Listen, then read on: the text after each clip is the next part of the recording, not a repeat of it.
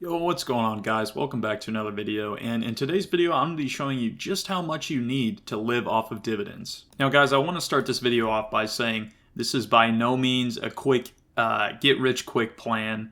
It's going to take a lot of time and discipline. In the future is really when you're going to start seeing your results. So starting off here, guys, in Google Sheets, I've actually created a spreadsheet to kind of calculate based on the portfolio dividend yield what your portfolio amount and dividend income amount is going to be. So for our first stock here, guys, we're going to go with All Reliable, known as the Dividend Company, and that's going to be stock ticker O, Realty Income. And for this position, guys, I'm actually going to have us put in 35,000. So at a current price of $56, the dividend yield is $3.13 with a current yield of 5.51%. So in the first year with that allocation amount, you're going to get $1,929 in dividend income. And for each of these positions, guys, I'm going to give you a little bit of background and my reasoning why I think it would be a good position for me into the future. If we go to their dividend growth here, we can see that their 3 years, 4%, their 5 years, 3%, and their 10 years, almost 4%. And as we can see in the 5 year, that chart is increasing: 263, 271, 277, 297, and 306. And right here, if we go to their consistency grade, we can see that they have had 26 years of consecutive dividend payments and also 26 years of consecutive dividend growth. If you guys are enjoying this video so far, make sure to like and subscribe. It really helps the channel, and I really appreciate it. Now, when we look at Realty Income, guys, we got to understand that Realty Income is a REIT, which is a real estate income trust. So essentially what a REIT does is they take their leasable income and they're actually mandated by law to pay 90% of it back to their shareholders. So that's why they're such a high dividend payout company. The only bad thing about Realty Income, guys, is their year to date, they're actually down 1%. But if we look at their 1 year, they're up 6%. However, their 5 year is down 27%. So in the long term, their stock price appreciation, they're trending the wrong direction. However, when we see that big drop off, a lot of it was due to COVID, and since then they've kind of been trending sideways, which in the case of a dividend stock is completely okay, because as long as you're conserving your initial capital invested and you're still retaining those dividend payments, you're still net up on the stock. So moving on here, guys, to the second stock, it's actually going to be JP Morgan. And with JP Morgan, we're going to have a allocation of $10,000. Now, if we look at JP Morgan, they have had extreme rapid growth over the 1 year. They're up 60%. Their 5 year, they're up 87%. So they're a very, very strong growth company. Now, you may be saying, with it being a growth company, their dividend yield is actually going to be a lot lower than most other companies. While that is correct, they also have a really, really high dividend growth. So if we look here at the 3 year, 7%, the 5 year, 6%, and the 10 year dividend growth, we have 11%. So these are really great numbers looking into the future. As we can see, well, actually every single year they have been increasing their dividend payments. Going back here from 2017 to 2018 and then 2018 to 2019 is when they first saw their huge jump. The longer you were in on the stock, the better.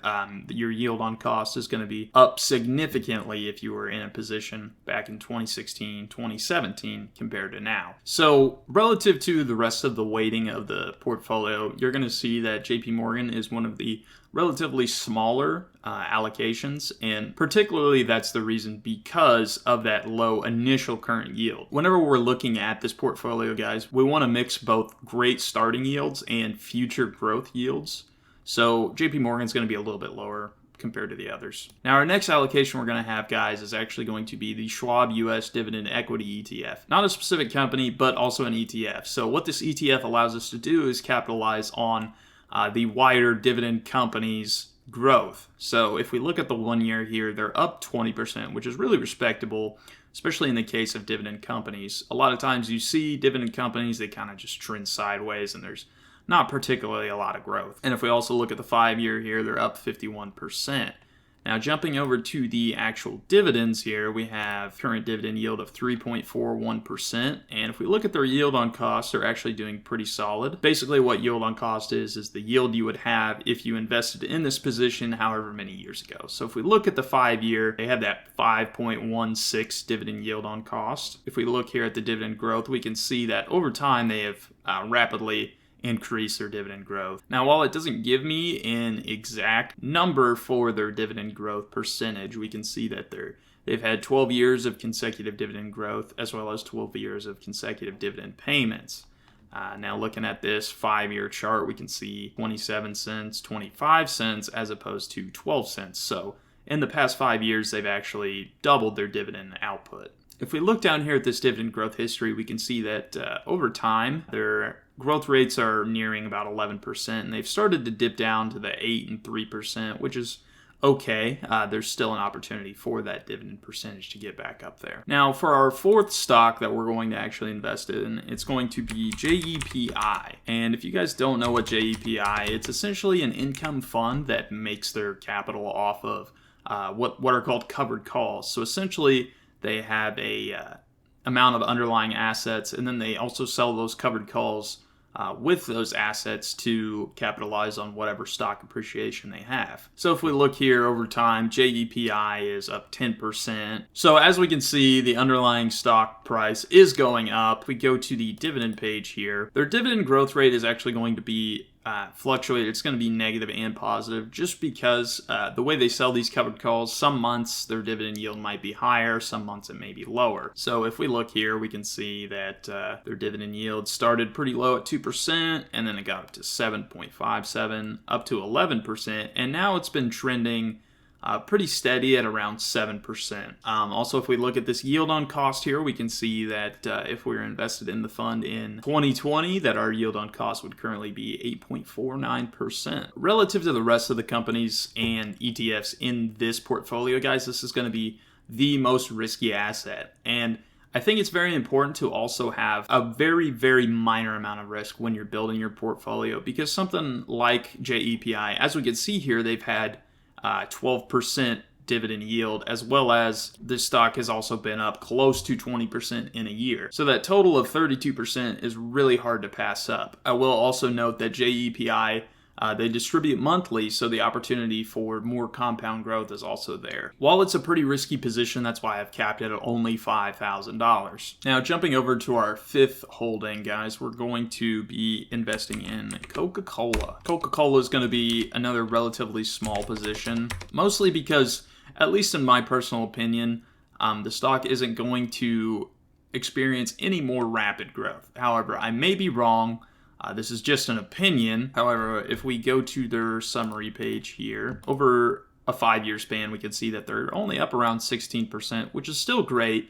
They're beating inflation. Now, Coca-Cola is an extremely safe company. Okay, they have a large market share, relatively no competition aside from Pepsi, and pretty much anybody you ask is going to take Coca-Cola over Pepsi. So in the long term, Coca-Cola is going to be very strong financials. Now, jumping over to their dividend page, we can see here on their dividend growth scorecard, they have a 3-year of 3.2%, 5-year of 3.7%, and a 10-year of 4.8%. As well as that solid stock price, we can see that over time their dividends are still increasing. So jumping down to this 5-year chart, we can see that back in 2018 they paid $1.60, and now in 2022 they're paying $1.84. So while this annual growth rate is relatively low, they're still beating the rate of inflation, which is very important. And if we also check over here on this yield on cost, as we can see, this is pre-COVID, so this is kind of an outlier. But if we go to this post-COVID, whenever stocks went back up, we can see that their yield on cost is 5%, as opposed to currently where it is 3%. Your yield on cost is going to be pretty solid over time. Even if we jump out here to the 10-year, we can see that 4.73, which is quite a bit more than that 3% there. So essentially what this position in the portfolio is going to do, it's going to be a very strong backbone. You're going to have that pretty solid starting dividend yield of 3.14%, and there's not very much risk in the position. And jumping over here to our last allocation in the portfolio, we're going to have the Hershey Company. And for the Hershey Company, we're going to have a $15,000 position. Now, what's great about the Hershey Company, guys, is they also have the similar benefits of Coca-Cola. They're extremely established in their market. They have relatively few competitors, and over time, the stock price has been fairly stable. Now, in the 1 year, I will caution you, they're down 12%. However, looking forward, in the 5-year here, they're up 15%. So you could look at this as a possible buying opportunity. And even further out in the 10-year, they're up 76%. So while their summary page may look a little iffy at first, especially with the stock price, if we're looking at this 1 year and this year to date, they are down in the short term. However, important thing to look at here is this dividend page. With this dividend growth page, we can see that Hershey Company has had an extremely explosive dividend growth rate in the past 3, 5, and 10 years. In the 3-year, they're up 17%, 5-year, they're up 12%, and in the 10-year, they're up 10%. So jumping down here to this dividend growth chart, we can see that they're paying out $2.99 in 2018, and now that amounts all the way up to $4.46 in 2022. Jumping down to this yield on cost page, we can see that if you were invested in the Hershey Company back in 2019, you would have a 3.74% dividend yield, which I will say is not quite a bit higher than that 3.21% there. Jumping out though in the 10-year, we can see that your yield on cost is going to be 5.69. Hershey is an extremely safe play whenever it comes to dividend payouts. As we can see, their consecutive years of dividend payments has been 35 years, and their consecutive years of dividend growth has been 15 years. So this is very important to look at. So guys, whenever we jump back over to this page, by going ahead and unhide these other rows, I've actually calculated exactly what the portfolio will be worth in the future. So looking out in the 30-year time horizon, we have $1,041,000 portfolio. Looking at their yearly dividends, you get paid $43,856. This is taking into account a average portfolio growth rate of 3%, which I think is mostly fair. The S&P 500 returns around 8% yearly, so I think 3% is relatively on the safer side. If you wanted me to even drop that down to 2%, we can see that the portfolio is actually only worth $800,000. This also takes into account a yearly contribution, so $3,000 yearly contribution. If we bump that up to $5,000, we get a portfolio value of $967,000. So this yearly contribution is very important because if we took it away completely, portfolio value goes in half. $5,000 might be a little too steep. We throw that at $2,500, we can still see a portfolio value of $766,000. One important thing to note, guys, is that this sheet does not take into account dividend growth, okay? It only takes into account portfolio growth. So this 4.08 average yield that we have, this could go up, this could go down. To be on the safer side, I would leave it at this 4.08. So if we zoom in on this sheet here, guys, we can see that this compound growth really takes place in year 11 through 30. So you see it's slowly going up. We're getting close to $1,000 a year. In year 14, we get our first $1,000 increase in dividends per year. When we get to year 25, we can see that the dividends increase by over $2,000. In our final year, our year 30, we can see that our yearly dividend income increases by almost $3,000.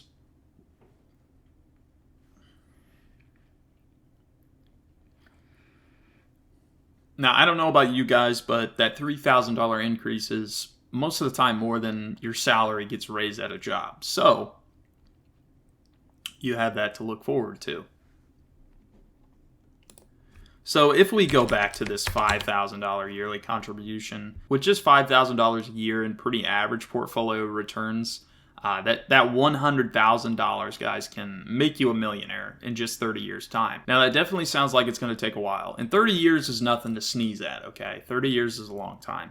However, you can increase your time horizon by increasing your yearly contribution. So say you wanted to do $7,500 a year in yearly contribution, and you can see your portfolio value reaches almost $1.5 million, and your yearly dividend income is $62,000. The main point I want to get across with this, guys, is that the dividend snowball is really small, but whenever the effects start kicking in, you can see them very quick. So the main things to take away from this video is the earlier you invest, the better. You have to be very diligent and very patient with your investing. You're not going to become a millionaire overnight, but anything that can get you one step closer to retirement is very important. So if you guys enjoyed this video, make sure to like and subscribe. And as always, guys, I'll see you in the next one. If you guys are enjoying this video so far, make sure to like and subscribe. It really helps the channel, and I really appreciate it.